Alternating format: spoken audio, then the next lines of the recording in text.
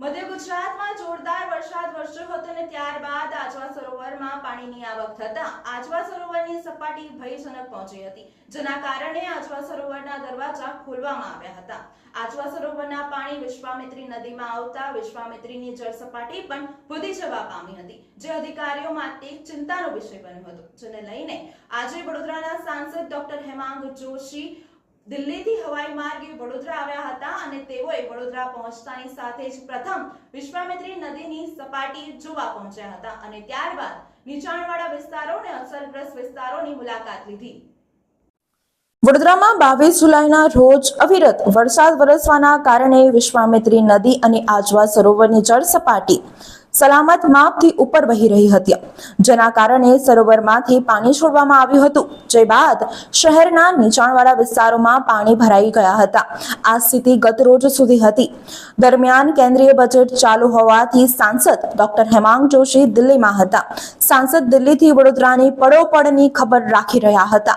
આખરે આજે વહેલી સવારે વડોદરાના સાંસદ દિલ્હીથી હવાઈ માર્ગે વડોદરા આવી પહોંચ્યા હતા અને પ્રથમ વિશ્વામિત્રી નદીની સપાટી જોવા પહોંચ્યા હતા।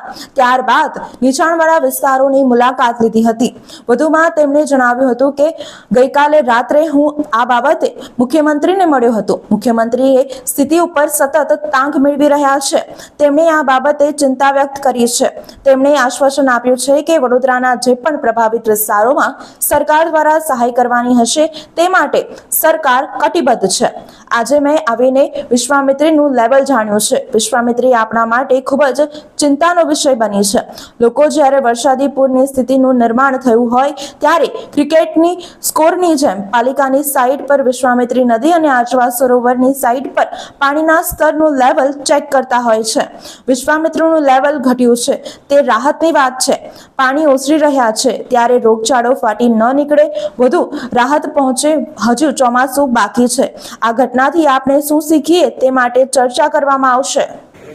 જે પ્રકારે 22 જુલાઈના રોજ ઓછા કલાકોમાં 13 ઇંચ કરતાં પણ વધારે વરસાદ વડોદરામાં પડ્યો, એને કારણે વડોદરાની જે વોટર કેરિંગ કેપેસિટી હોય એના કરતાં પણ વધારે વરસાદના કારણે વડોદરામાં ઠેર ઠેર પાણી ભરાવા, નીચાણવાળા વિસ્તારોમાં તારાજી સર્જાવા જેવા અમુક દ્રશ્યો સામે આવ્યા અને એને લઈને કોર્પોરેશનની સમગ્ર ટીમ, અમારા વિધાનસભાના મુખ્ય દંડક આદરણીય બાલકૃષ્ણ શુક્લજી અને તમામ ધારાસભ્યશ્રીઓ, શહેર સંગઠનના અધ્યક્ષ અને તમામ કાર્યકર્તાશ્રીઓ, અમારા સર્વે કાઉન્સિલરો લોકોની વચ્ચે જઈ અને કયા પ્રકારે આ પરિસ્થિતિની અંદર લોકોને મદદરૂપ થઈ શકે એ બાબતે ચિંતા કરી અને અધિકારીઓમાં એક ઉચ્ચ અધિકારીથી લઈ અને આપણા સફાઈ કર્મચારી સુધી એક કર્મચારીએ એક ટીમ બની અને જે પ્રકારે પરિસ્થિતિને મેનેજ કરી અને અત્યારે સંકટ હાલ પૂરતું ટળ્યું છે એવું આપણે કહી શકાય, એ બાબતે હું તમામ લોકોને અભિનંદન પાઠવું છું। સાથે જ આપ સૌ મીડિયાના મિત્રો કે જેઓ 24 કલાક સતત રિપોર્ટિંગ કરતા રહ્યા અને લોકોને જાગૃતતા લાવવામાં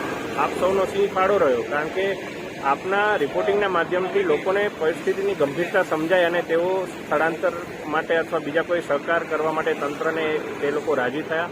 એટલે આ બાબતે મીડિયાના તમામ ટીમ મેમ્બર્સનો પણ હું ખૂબ ખૂબ આભાર માનું છું, અભિનંદન પાઠવું છું। અને હાલ જે પ્રકારે મેં નિરીક્ષણ કર્યું છે, વિશ્વામિત્રીની સપાટી 20 ઉપર આવી છે અને અત્યારે નીચાણવાળા વિસ્તારોમાં કયા પ્રકારે પાણી ભરાયા છે એ બાબતે પણ ચર્ચા કરી અને તંત્ર સાથે જરૂરી સૂચન કરવામાં આવશે અને જ્યાં એવું લાગે ત્યાં સરકારશ્રીને પણ આ બાબતે રજૂઆત કરવામાં આવશે।